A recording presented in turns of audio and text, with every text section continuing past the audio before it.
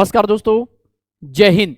ज्ञानवापी फैसला पिछले 2 दशक से 2 साल से एक ही नाम सभी के जेहन में घूम रहा है, वो है ज्ञानव्यापी।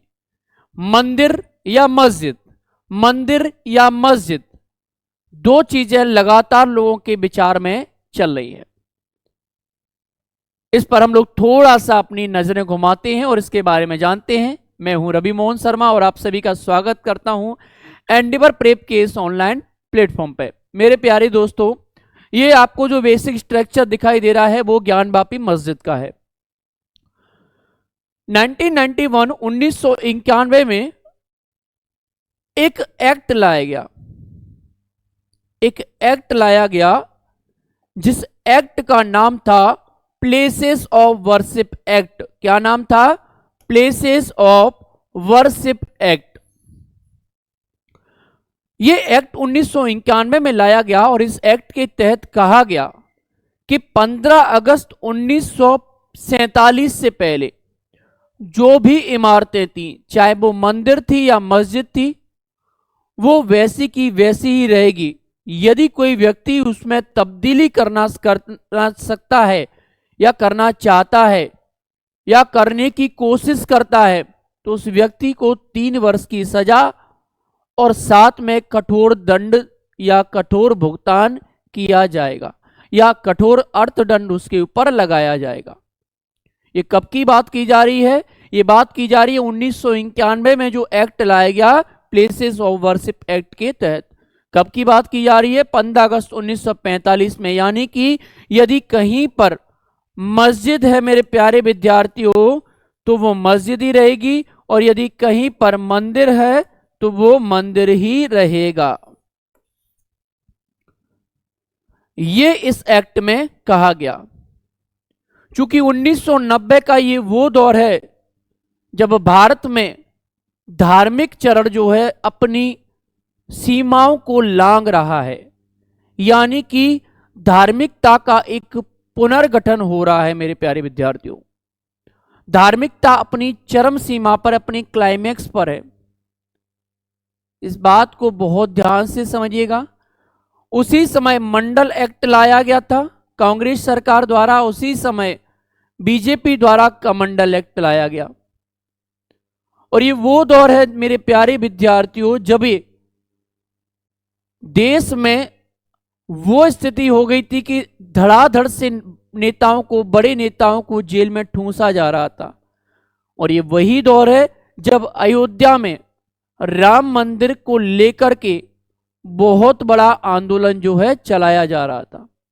मैं उसी 1990 के दशक की बात कर रहा हूं।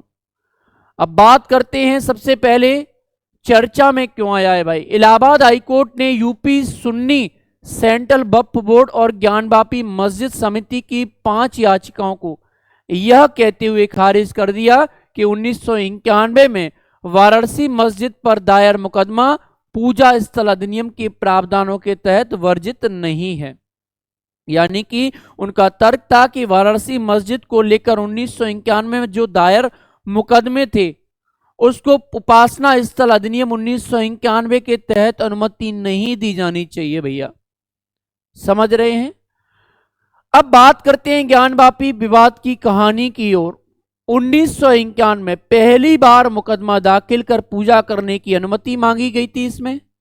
फिर बात करते हैं 1993 की। इलाहाबाद हाईकोर्ट ने यथास्थिति रखने का आदेश दे दिया, हाँ भाई आप पूजा कर सकते हैं।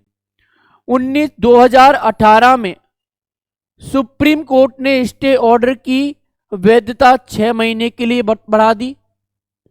फिर बात आती है 2019 की, तो वाराणसी कोर्ट में फिर से इस मामले पर सुनवाई शुरू हुई।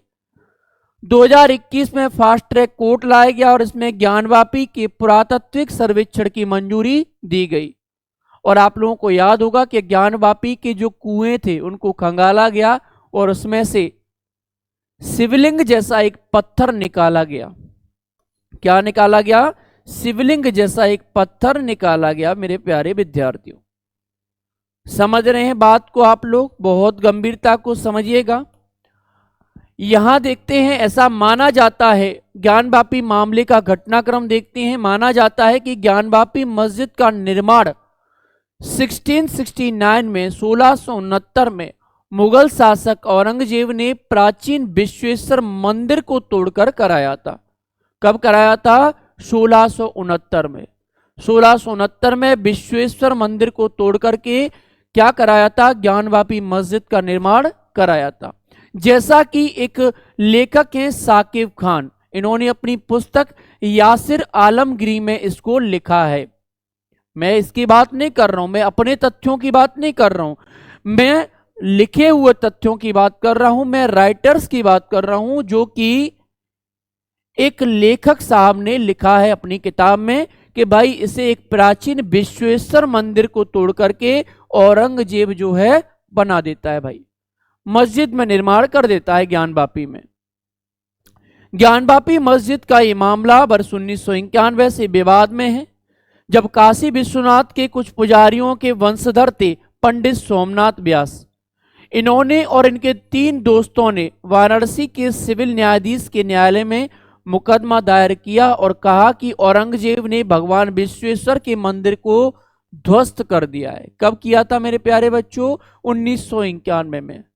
और ये जब वही किया जा रहा है, उसी समय क्या लाया गया है? उसी समय वर्शिप एक्ट लाया गया है, प्लेसेस ऑफ वर्शिप एक्ट। उच्च न्यायालय ने वाराणसी अदालत को 6 महीने के भीतर मूल मुकदमे की सुनवाई करने के निर्देश दिया और इस ज्ञानवापी परिसर में या तो हिंदू धार्मिक चरित्र है या मुस्लिम धार्मिक चरित्र है और इसमें एक ही समय में दोहरा चरित्र नहीं हो सकता, ऐसा कहा गया। क्या कहा गया? कि ज्ञानवापी मस्जिद में परिसर में या तो मस्जिद होगी या मंदिर होगा, दोनों में से एक तो होगा, दोनों ही चीजें नहीं रह सकती, ऐसा कहा गया। दोहरा चरित्र लेकर के हम लोग नहीं कहना चाहते। आगे बात करेंगे। 1991 के पूजा स्थल अधिनियम में केवल पूजा स्थल के रूपांतरण पर रोक लगाता है, लेकिन यह मौजूदा पूजा स्थल के धार्मिक चरित्र को निर्धारित करने के लिए किसी भी प्रक्रिया को परिभाषित या निर्धारित नहीं करता है। मैंने कहा है 1991 का पूजा स्थल अधिनियम क्या कहता है कि 1947 से पहले जो भी पूजा का स्थान, चाहे वो मंदिर हो चाहे मस्जिद हो, जो जैसा था वैसा का वैसा ही रहेगा, उसमें कोई भी तब्दीली नहीं की जाएगी। ठीक है, ये किसमें कहा जा रहा है? ये कहा जा रहा है इलाहाबाद हाई कोर्ट के इस डिसीजन में। ये कहा इलाहाबाद हाई कोर्ट के डिसीजन में, the places of worship act 1991 only prohibits conversion of places of worship, but it does not define a prescribe any procedure determining and religious character as existing place of worship। समझ रहे हैं मेरी बात को? बहुत गंभीरता से समझिएगा।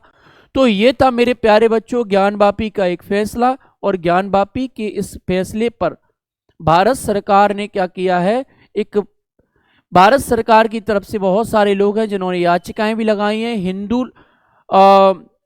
विश्व हिंदू परिषद के कुछ लोगों ने भी याचिकाएं दायर की, विहिप ने भी किया, साथ में बहुत सारे लोगों ने भी याचिकाएं दायर की हैं, और 1991 से अभी तक ये मामला जो है, ये मसला जो है विवादित रहा है। ठीक है, तो मेरे प्यारे बच्चों ये था ज्ञानवापी का पूरा फैसला। हम लोग इसके बारे में डिटेल में पूरा डिस्कशन करेंगे और एक लंबा वीडियो लेकर के आऊँगा इस पूरे इस घटना चक्र के बारे में। फिलहाल मैंने इलाहाबाद हाई कोर्ट के वाराणसी हाई कोर्ट के एक डिसीजन के बारे में दोस्तों बताया है।